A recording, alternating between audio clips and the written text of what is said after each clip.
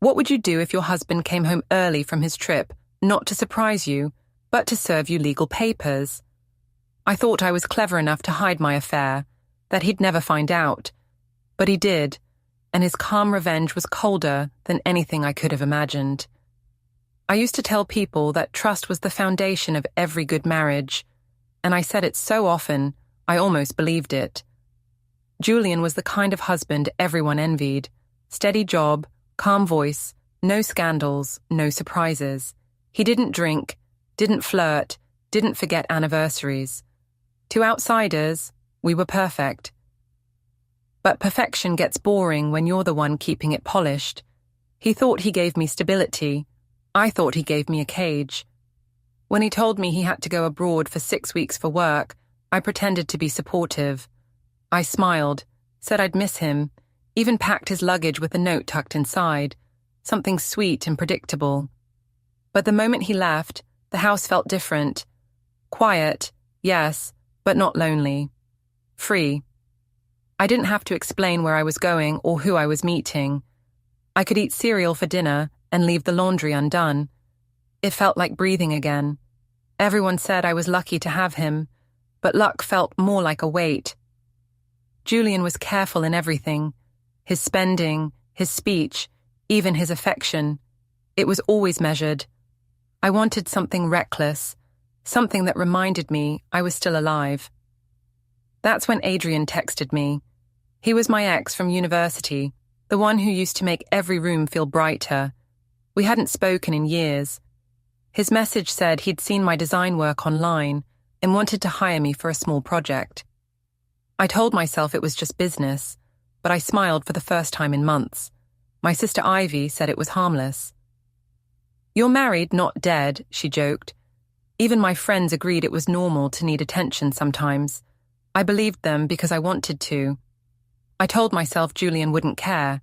He had his meetings, his quiet life, his airport lounges. What harm could come from a little company? Before we dive deeper into this story, I have one small request. Please subscribe, drop a like, comment, and hit that hype button to boost this channel so more people can discover these incredible stories. The first week after Julian left was blissful. I remember standing in the doorway, watching his taxi disappear, and feeling something like relief instead of sadness. The silence inside the house wasn't heavy. It was clean, like wiping a slate. For the first time in years, I could play music as loud as I wanted, eat dinner at midnight, or leave clothes on the floor without anyone raising an eyebrow. I told people I missed him, of course. That was what a good wife was supposed to say. But deep down, I felt like I finally had space to breathe. Julian had left me with a detailed schedule, of course, bills, reminders, instructions for Mia's school runs. That was his way. Orderly, precise, boring. I looked at the list once and shoved it in a drawer. The house wouldn't fall apart if I relaxed for a few weeks. I even joked to Ivy that I was temporarily single. She laughed and said, "Good, maybe you'll finally start living again." It was on the third evening that Adrian messaged me. "Saw your new studio photos. Impressive work." That was all it said, but my heart jumped anyway. I told myself it was innocent, just a compliment. I replied with a simple thank you, but the conversation didn't stop there. He asked about my projects, then about my life, then about how marriage had changed me. I told him it hadn't, though we both knew I was lying. 2 days later, he dropped by the studio, claiming he wanted to discuss an upcoming renovation for his office. I told him to come in, pretending it was purely professional. He looked almost the same as before. Confident, funny, and just dangerous enough to make me forget about everything else. I offered him coffee, and we talked for nearly 2 hours, barely mentioning design. When he left, I caught myself smiling at my reflection in the studio window. It had been a long time since someone made me feel seen. That night, Julian called from his hotel. He asked how things were at home, if Mia was behaving, if I was managing all right. His voice was gentle, steady, the same tone he used for clients. I told him everything was fine. that we missed him. He said he'd call again the next night. I told him not to worry, that I was busy with new clients. After we hung up, I stared at my phone, wishing I'd felt something other than irritation. The following weekend, Ivy came over with wine and gossip. She said I seemed lighter without Julian around. You were starting to sound like a widow before he even left, she teased. I laughed, but her words stuck. Maybe she was right. Maybe marriage wasn't supposed to feel like suffocating under good intentions. When I told her Adrian had stopped by, she raised an eyebrow. Old flame, huh? Careful, that kind of spark doesn't stay small. It's harmless, I said. He's just a client. Sure, she said, smiling. For now. Over the next week, I found excuses to see him again. Consultations, color samples, whatever sounded professional. I didn't tell Julian, obviously. He wouldn't have understood. He never did. I told myself I was just helping an old friend. But the truth was, I liked how Adrian looked at me. Like I was still interesting, still wanted. He asked questions Julian never bothered to ask anymore. He said I had a glow. I said, maybe it was the lighting. One evening, as I was locking up the studio, he texted asking if I wanted to grab dinner, just to talk through ideas. I hesitated for maybe a second before saying yes. We met at a small restaurant downtown, the kind Julian would have found too noisy. It felt good to be there, to laugh too loud, to order another glass of wine just because I wanted to. Adrian told stories about traveling, about his failed relationships, about how some people mistake loyalty for love. I laughed, pretending not to understand what he meant. When I got home, the house was quiet again. Mia was asleep, and the dishwasher was humming softly. I checked my phone. 3 missed calls from Julian. I told myself he was just checking in too often. I called him back, acting cheerful. He said he'd been worried. I told him I'd been busy, that he shouldn't expect me to sit around waiting by the phone. He went silent for a moment, then said he understood. I could almost hear the disappointment in his breathing. After the call, I poured another glass of wine and looked around the empty living room. I told myself I wasn't doing anything wrong. Everyone needed company sometimes. It wasn't like I was betraying him. Not really. He was half a world away, and I was just keeping myself sane. Still, when I went upstairs, I caught my reflection in the mirror and didn't quite recognize the woman staring back. Her smile looked too sure, too practiced. That weekend, I texted Adrian again, asking if he wanted to meet to finalize the project details. He replied instantly, "Your place or mine?" I laughed even though no one was around to hear it. I typed back, "Mine's easier." And that was the moment, the exact one, where the line stopped being blurry. But I didn't care. I told myself Julian would never know. He was thousands of miles away, and I was finally free. Adrian came over on a Friday evening. I told him to park a few streets away so the neighbors wouldn't talk. It was supposed to be a simple meeting, just samples and sketches. But I'd cleaned the house as if it were a date. Candles, music, a dress that didn't look accidental. When he arrived, he looked around and said it felt strange being in a married woman's house. I laughed and said I was married, not buried. He grinned at that, and suddenly the tension felt like something alive in the air. We sat at the kitchen table, pretending to discuss the office layout, but our hands kept brushing, our eyes lingering too long. He asked if Julian minded me working so late. I said Julian trusted me completely. The words came out proud, like a dare. I poured us wine, and the conversation drifted. We talked about university, about how easy everything had been back then. I told him marriage wasn't hard, just dull. He said I deserved more than dull. It was all too easy. By the time he left, it was almost midnight. I stood at the door, thanking him for stopping by, but neither of us moved. Then he leaned in, just slightly, and said he missed this version of me, the one who laughed without thinking. I said he shouldn't say things like that, but I didn't mean it. When the door finally closed, I locked it and leaned against it, my heart beating too fast. The next day, I convinced myself it was nothing, just nostalgia. Julian called that afternoon, asking how Mia's school play went. I'd completely forgotten about it. I lied and said it was wonderful, that Mia had done great. He said he wished he could have been there. I told him it was fine, we managed.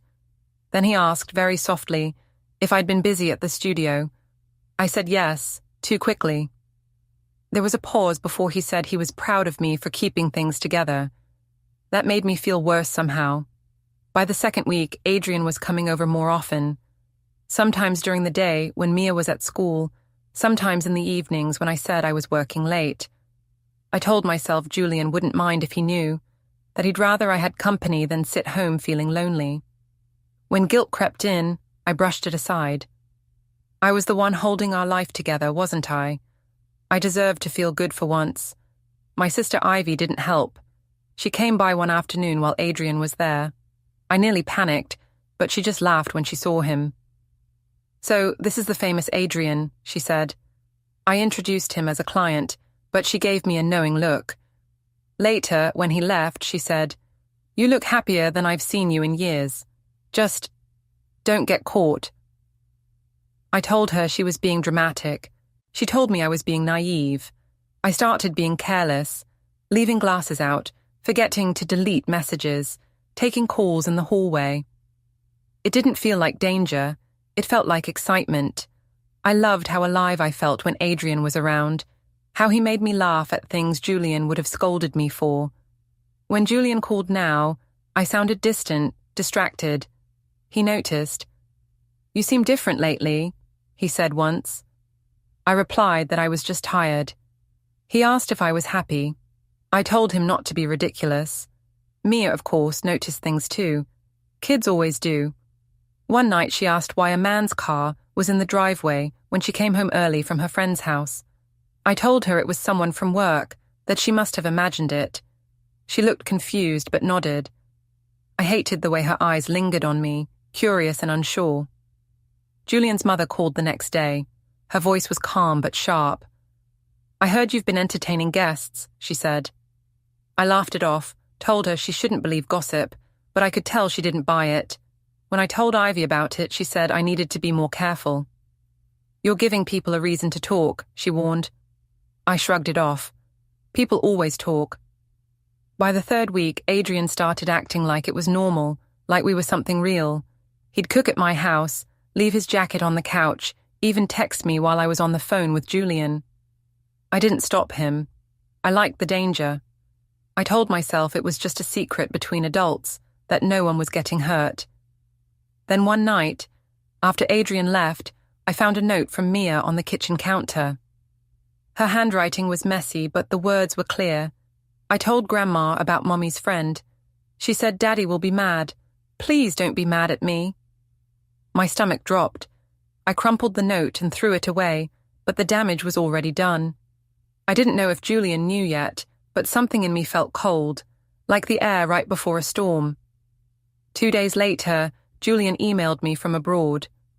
He said his meetings were going well, but there was a change of schedule.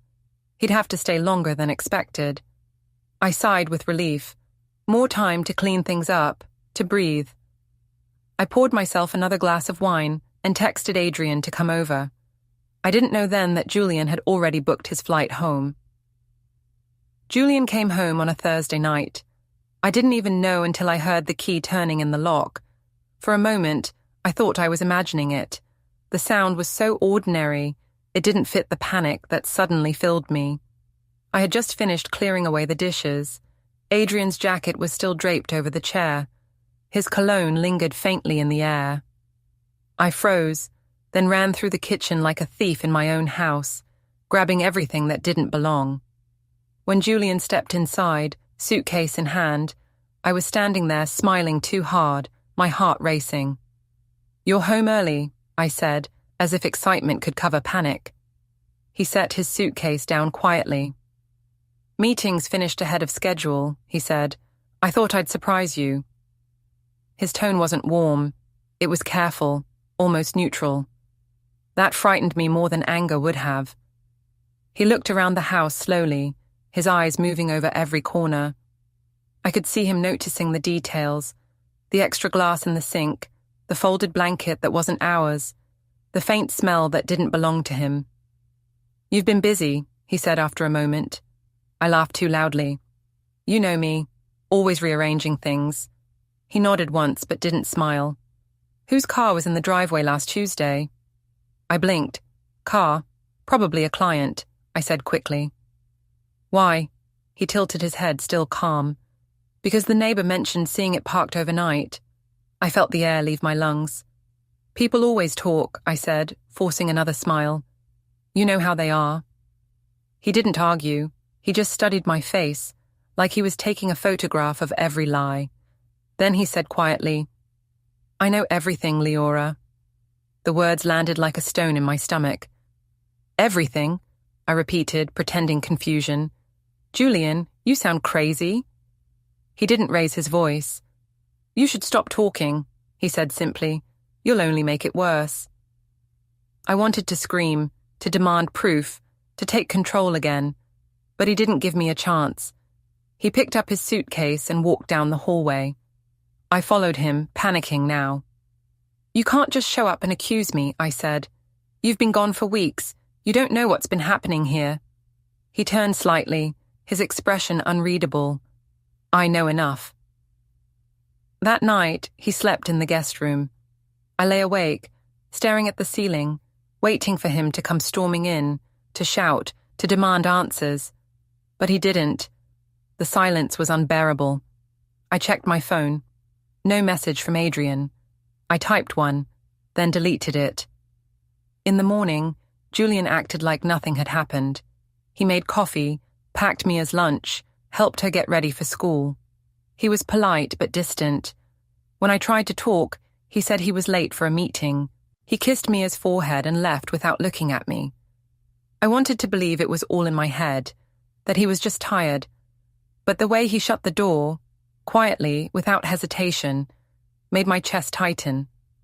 I called Ivy that afternoon, told her what happened. She gasped, half horrified, half thrilled. "He came back early. That's insane. You need to stay calm," she said. "Just deny everything. He has no proof." "What if he does?" I whispered. She hesitated. "Then make him look crazy. Say he's jealous, controlling. People already think he's cold." It sounded cruel, but also practical.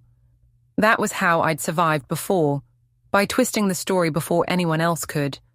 So that's what I did. I posted a photo of the three of us from before his trip, captioned, "Family time again, nothing better." The comments were full of hearts and compliments. From the outside, we still looked perfect. That evening, Julian came home late. He didn't touch his dinner. I told him I was worried about him, that he seemed distant. He said, "You should be more worried about yourself." His voice was so calm it scared me. Before going to bed, he left his phone charging on the counter. I glanced at it, tempted to see what he knew, but I was too afraid. I couldn't tell if he'd really seen something or if he was bluffing. I tried to believe the latter. He wasn't the type to snoop. He was too proud for that. 2 days later, Adrian called. I answered quickly, whispering in the pantry while Mia watched TV. He asked if everything was fine. I told him Julian didn't know anything. I even laughed to sound relaxed. What I didn't know was that Julian had walked in at that exact moment. He stood in the doorway, silent, listening. I turned around and nearly dropped the phone. He didn't shout. He didn't even look angry. He just said, "You might want to save that number. You'll be hearing from him again, through your lawyer." I tried to laugh it off, but my voice cracked. "You're being ridiculous, Julian." He nodded once, like a man who's finished a long calculation. "No, Leora, I'm being practical." Then he walked out again, leaving me alone in the kitchen, my pulse hammering in my ears. For the first time, I realized the calm wasn't mercy, it was preparation. The days after that felt like I was living in a movie where I didn't know the script anymore. Julian didn't fight, didn't accuse, didn't even ask questions. He just moved around the house like a guest waiting for checkout time. He took Mia to school, answered work emails, smiled when neighbors waved. It was terrifying how normal he acted. Every time I tried to bring up the conversation, he would say, "Not now." The silence was worse than any shouting could have been. I told myself I could still fix it. If I stayed calm, if I spun the story right, people would believe me. I'd always been good at that, turning awkward truths into misunderstandings. I started by calling Ivy.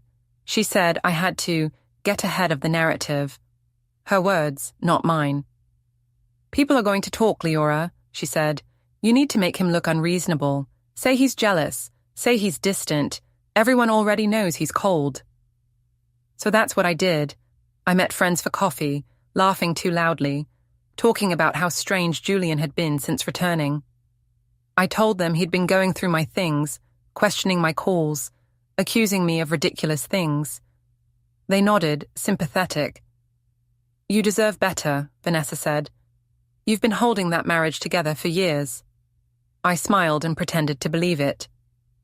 That evening, I found Julian at the dining table, sorting through papers. "We should talk," I said. He looked up briefly. "About what?" "About us," I said. "You've been acting distant and it's hurting Mia." He didn't answer right away. Then he said, "Mia's fine. I'm the one who's been hurt." I crossed my arms. "You're not the only one with feelings, Julian." He stared at me for a long time. "You wouldn't know that from your behavior." I told him I didn't like his tone, that he sounded controlling. He gave a small, humorless smile. "That's one word for it," he said, and went back to his papers. That night I went to sleep angry. The next morning, he was gone before sunrise. Mia said he'd taken her to breakfast before school. When they came back, she ran upstairs to pack a small bag. I asked what she was doing. She said, "Daddy said I'll stay at Grandma's for a few days. He says the house is too noisy lately." My chest tightened. "He didn't ask me," I said. She shrugged, innocent. "He said you needed rest." When Julian returned that afternoon, I confronted him. "You can't just take her without asking." He was calm, as always. "It's temporary," he said. "She needs stability right now." "She has it here," I snapped. He met my eyes. "No, she doesn't. Not when men are visiting her house when I'm away." I froze. "You're twisting everything. He was a client." He nodded slightly. "Then you'll have no problem explaining that to your lawyer." I felt my stomach drop. "You're really going through with this?" He gathered a few papers, stacked them neatly, and said, "I'm already through with it." When he left the room, I stood there shaking. I called Ivy again, told her Julian was losing it. She told me to post something that made me look calm, collected, misunderstood. So I did. I posted a photo of myself and Mia from last month, captioned "Learning to stay kind even when life gets messy." The likes came in fast. Messages from friends saying they admired my strength. It felt good for a moment. Then the guilt came creeping back. That evening, Clara called. Her tone was icy. "Julian's done being your prop, Leora," she said. "You should prepare yourself." "For what?" I asked, trying to sound unbothered. "For consequences," she said, and hung up. 2 days later, a message appeared in my inbox from an unfamiliar address. The subject line was simple: legal notice, custody and property review. My hands went cold as I opened it. There were attachments, screenshots of messages, photos from the driveway, even time-stamped receipts from the nights Adrian came over. Proof, all of it organized, labeled, professional. I stared at the screen, my pulse hammering. How had he gotten everything? I deleted the email immediately, then sat on the couch staring at the blank TV screen. When Julian came home that night, I asked why he was doing this. He looked at me without emotion. "Because truth doesn't need a story, Leora. It just needs time." "You're trying to ruin me," I said. He shook his head. "No. You did that yourself. I'm just documenting it." I wanted to scream, to claw back control, to make him feel small the way I used to. But his calmness swallowed every argument I had. He wasn't angry anymore. He was certain. When he went upstairs, I sat there in the half-dark kitchen, surrounded by the quiet hum of the refrigerator. For the first time since he'd come home, I understood the danger. Julian didn't want revenge in the way people imagine it. He wanted justice, and he had patience on his side. And as much as I hated to admit it, that scared me more than anything. The morning the envelope arrived, I knew what it was before I even opened it. Thick paper, formal seal, the kind of thing that didn't belong in an ordinary mailbox. I carried it into the kitchen like it might explode. Mia was at school, thank God. My hands shook as I slid a finger under the flap and pulled out the pages. The words petition for legal separation and custody review jumped out immediately. Julian had filed everything. Quietly, efficiently, like he'd been planning it for weeks. I sat down hard, staring at the stack.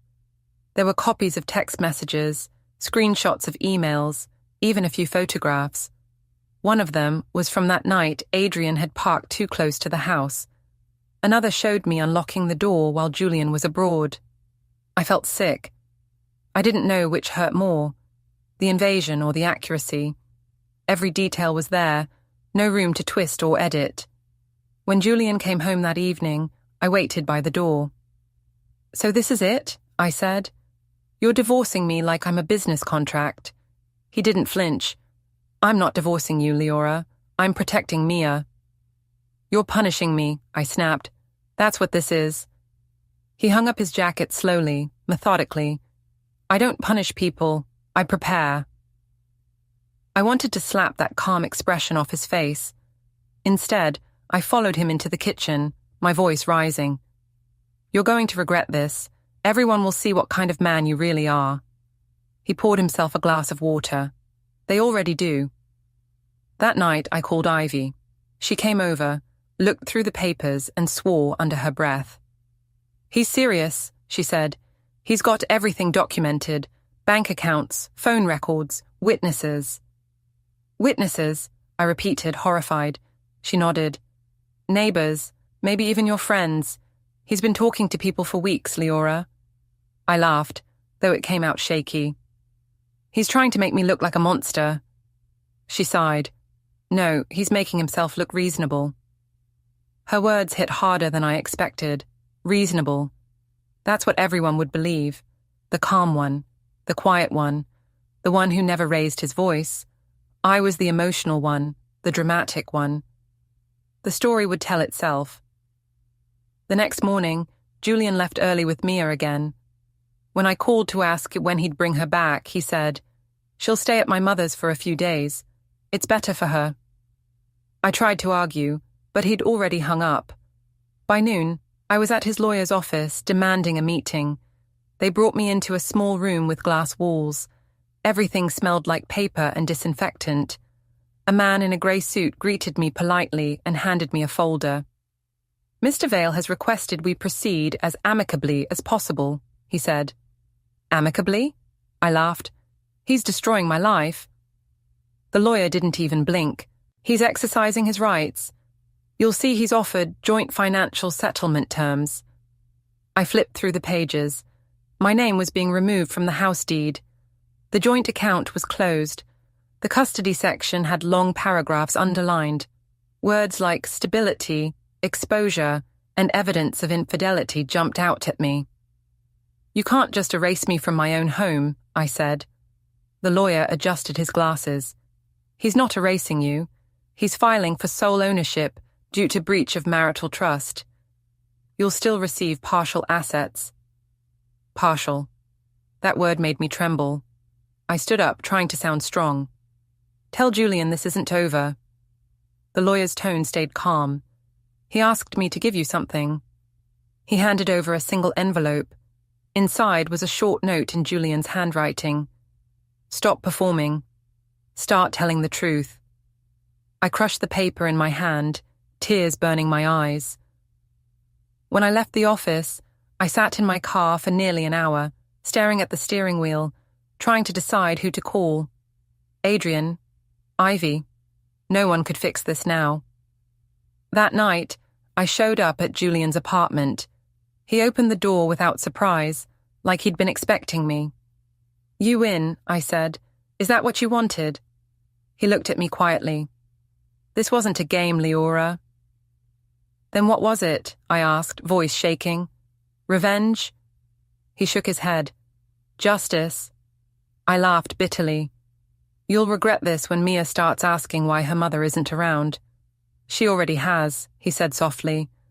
"And I told her the truth, that you made choices." That hit harder than I thought it would. I wanted to scream at him, tell him he was cruel, but he stepped aside and pointed toward the hallway. "There's an agreement on the table. Read it. You'll understand what freedom really looks like." When I went back to the house later, I found another envelope taped to the front door. It was a court order, temporary custody granted to Julian, pending full hearing. The words blurred as I read them. I sat on the porch, shaking, while the street around me stayed quiet. Inside, the house smelled of dust and old flowers. I walked through each room slowly, noticing how empty everything felt without him or Mia there. On the table, the legal papers lay where I'd left them that morning. I picked them up again, but the words didn't even make sense anymore. Julian hadn't yelled, hadn't shamed me, hadn't even demanded an apology. He'd done something worse. He'd turned the truth into silence and let the law speak for him. The morning of the hearing, the sky was grey and heavy, like it knew what was coming. I dressed carefully, picking the same pale blouse I'd worn on our honeymoon flight, as if fabric could carry luck. The courtroom was smaller than I'd imagined. Nothing dramatic, just four walls, too much quiet, and Julian sitting across the room, calm as ever. He didn't look at me when I entered.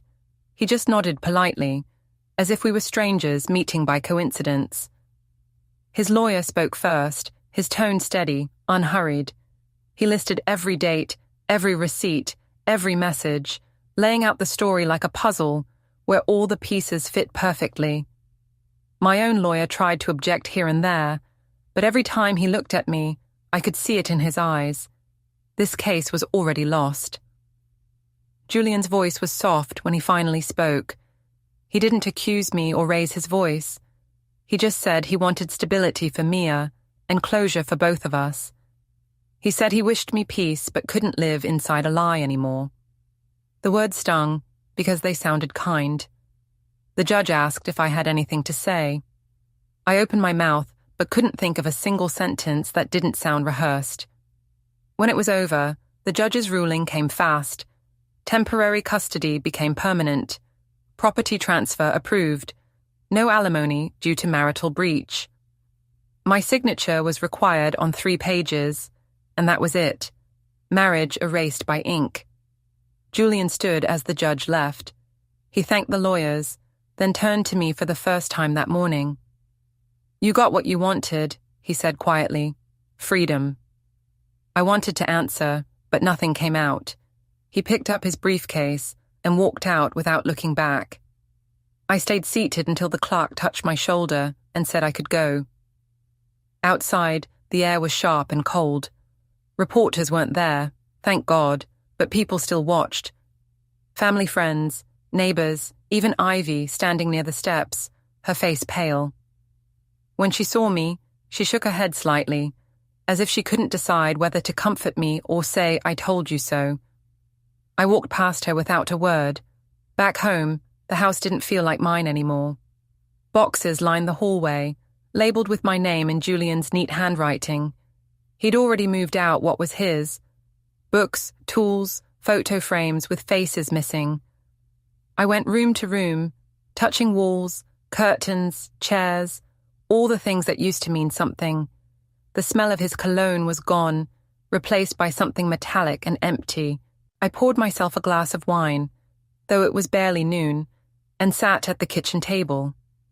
The same spot where he'd once read the morning paper, where Mia had done her homework, where I'd laughed with Adrian like it was harmless. It all looked smaller now. I pulled open a drawer and found the last envelope, the one the lawyer had promised would arrive after the ruling. Inside was a single document: Final Custody and Property Confirmation. Vale v. Vale. Attached was a letter in Julian's handwriting. It said, "I hope you find what you were looking for. I've made sure Mia will always be safe. Please don't contact her until she's ready. This is not out of cruelty, it's protection, for her and for you." There was no anger in it, no bitterness, just finality. I crumpled the letter, then smoothed it out again, not sure what to do with my hands. I tried calling Ivy, but she didn't answer. Then Vanessa, who said she was too busy to get involved. Even Adrian didn't reply. His number had gone out of service. The silence around me was absolute. By evening, I wandered outside, barefoot on the porch, the wind cutting against my skin. The neighborhood lights glowed faintly, and for a second, I thought about knocking on someone's door, saying something like, "It wasn't supposed to end like this." But no one would have believed me. Back inside, I found Mia's note still stuck to the refrigerator, her little handwriting from weeks ago. "Please don't be mad at me." I touched the paper gently, realizing she'd been the only honest one. The clock ticked louder as the night settled in. The house creaked like it was exhaling, relieved to be free of pretending. I sat at the kitchen table again, staring at the final decree, the judge's seal embossed in perfect gold.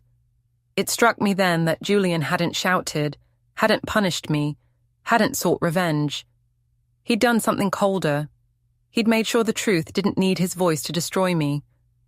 And when the wind rattled the windows, I finally understood the sound. It wasn't anger or regret. It was the sound of something closing for good. Don't forget to hit like, subscribe, and turn on the bell so you don't miss the next story.